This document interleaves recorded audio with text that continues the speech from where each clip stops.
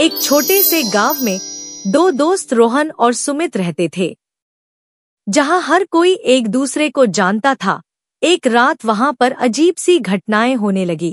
गांव के किनारे पर एक पुरानी हवेली थी, जिसे सबने छोड़ दिया था। कहते थे कि वहां रात को अजीब आवाजें आती थी और लोग वहां जाने से डरते थे। गांव के लड़के रोहन और सुमित ने रात में हवेली में जाने का फैसला किया। उन्होंने सुना था कि हवेली में एक पुराना खजाना छिपा है। दोनों ने अपने हाथ में मसाले ली और रात के 12 बजे हवेली की ओर चल पड़े। जैसे ही वे हवेली के दरवाजे पर पहुंचे, एक तेज हवाएं चलने लगी। सुमित ने कहा, क्या हमें सच में यहाँ जाना चाहिए? लेकिन रोहन ने हिम्मत दिखाई और कहा, हम तो खजाना खोजने आए हैं। वे हवेली के अंदर गए, जहाँ सब कुछ धूल से भरा हुआ था। अचानक उन्हें एक पुरानी तस्वीर दिखी, जिसमें एक बूढ़ा आदमी था जो बेहद गंभीर लग रहा था। तभी उनके पीछे दरवाजा बंद हो गया। सुमित ने डरते हुए कहा, यहाँ से निकलना होगा, लेकिन दरवाजा लॉक हो गया था।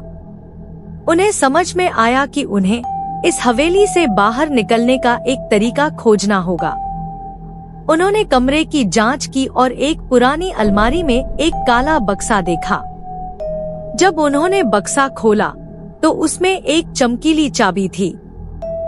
जैसे ही उन्होंने चाबी को उठाया, हवेली में अजीब सी आवाजें गूंजने लगी। सुमित ने घबराकर पूछा, हमारे पीछे क्या है? रोहन चिल्लाने लगा। जब उन्होंने मुड़कर देखा तो उन्होंने उस बूढ़े आदमी की आत्मा को खड़ा पाया। वह क्रोधित लग रहा था और उसकी आंखों में आग थी। उसने कहा, तुमने मेरी चीजों को छुआ है, अब तुम मेरी शर्तें मानोगे? रोहन और सुमित ने डरते हुए कहा, हम बस खजाना खोजने आए थे।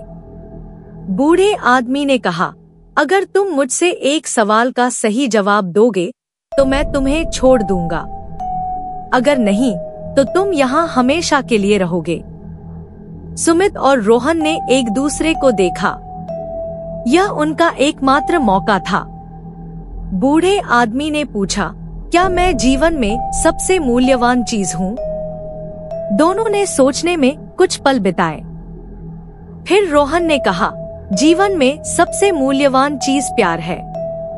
बूढ़े आदमी ने मुस्कुराते हुए कहा, सही जवाब।